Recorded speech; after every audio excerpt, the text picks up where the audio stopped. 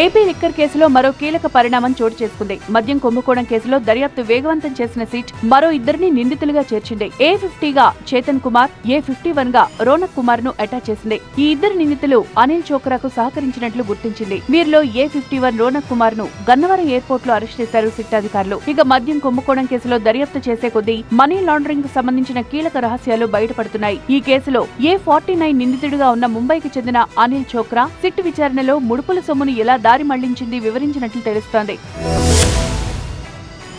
Money laundering కేసులో seize చేసిన jet విమానాన్ని ఈడీ వేలం వేయనుంది. ఈ నెల 9న మెటల్ స్క్రాప్ ట్రేడ్ కార్పొరేషన్ ద్వారా ఈ విమానాన్ని వేలం వేయనున్నట్లు అధికారులు వెల్లడించారు. ఫాల్కన్ ఇన్వాయిస్ డిస్కౌంటింగ్ పేరుతో అమర్దీప్ సింగ్ మోసాలకు పాల్పడినట్లు ఆయన అరెస్టు చేయడంతో పాటు అతని వద్దున్న హ్యాకర్ 800A జెట్ విమానాన్ని గతంలో శంషాబాద్ లో పోలీసులు సీజ్ చేశారు. ప్రస్తుతం ఆ విమానం బేగంపేట విమానాశ్రయంలో ఉంది. ఈ నెల 7 వరకు బేగంపేటలో అందుబాటులో ఉండనుంది. ఇక విమానం వేలం ద్వారా వచ్చిన మొత్తాన్ని బాధితులకు ఇవ్వనున్నట్లు ఈడీ పేర్కొంది. 16 ఏళ్ల కన్నా తక్కువ వయసున్న వారు సోషల్ మీడియా వాడకాన్ని నిషేధిస్తూ చట్టం తెచ్చిన ఆస్ట్రేలియా ఈ నెల 10 నుంచి అమలుకు సిద్ధమైంది. దీంతో వేలాది మంది టీనేజర్ల సోషల్ మీడియా అకౌంట్స్ ప్రభావితం కానున్నాయి.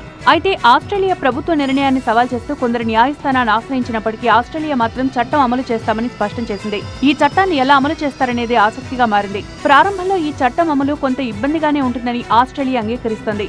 న్యాయపరమైన సవాళ్లకు, టెక్ దిగ్గజాల బెదిరింపులకు భయపడేది లేదని, చట్టాలు అమలు చేసేందుకు కట్టుబడి ఉన్నామని స్పష్టం చేస్తోంది. పి గన్నవరం మాజీ ఎమ్మెల్యే కొండేటి చిట్టిబాబు కాంగ్రెస్ పార్టీకి రాజీనామా చేశారు. అంబేద్కర్ కోనసీమ జిల్లా కాంగ్రెస్ అధ్యక్ష పదవికి పార్టీ ప్రాథమిక సభ్యత్వానికి రాజీనామా చేసి తన రాజీనామాను ఆమోదించాలని కోరుతూ ఏపీ కాంగ్రెస్ పార్టీ అధ్యక్షురాలు షర్మిలకు లేఖ పంపారు. 2019 ఎన్నికల్లో వైసీపీ తరపున ఎమ్మెల్యేగా గెలిచిన చిట్టిబాబు 2024 ఎన్నికల్లో వైసీపీ నుంచి టికెట్ దక్కకపోవడంతో ఆ పార్టీకి రాజీనామా చేసి కాంగ్రెస్ లో చేరారు. కాంగ్రెస్ పార్టీలో చేరి పి గన్నవరం నుంచి ఎమ్మెల్యేగా పోటీ చేయడంతో పాటు జిల్లా అధ్యక్షుడిగా బాధ్యతలు నిర్వహించారు.